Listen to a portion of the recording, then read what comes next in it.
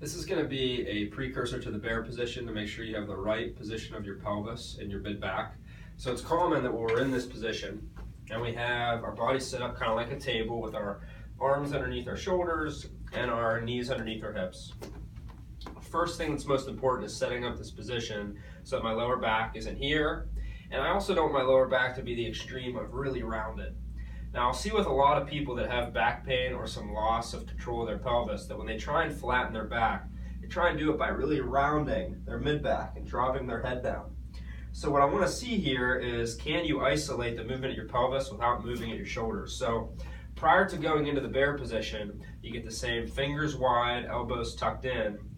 And as I push the ground away and I keep my chin tucked, I want to see if I can move my pelvis without moving my shoulders. So this would be me trying to isolate into an anterior and posterior pelvic tilt without trying to do this to compensate through my mid-back because I have a hard time isolating this pelvic control.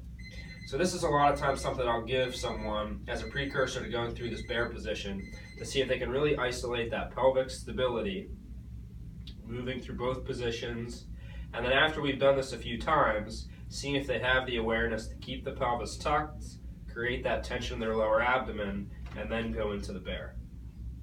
Sometimes it's a nice way just to do this prior to. So as you're getting tired, a lot of times you'll see that back start to dip.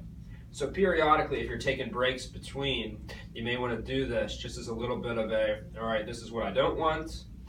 I don't necessarily want this extreme, but maybe a little bit of a lighter version of that tuck of the pelvis. Push the ground away, chin tuck, engage the stomach, and then I come up into the bear.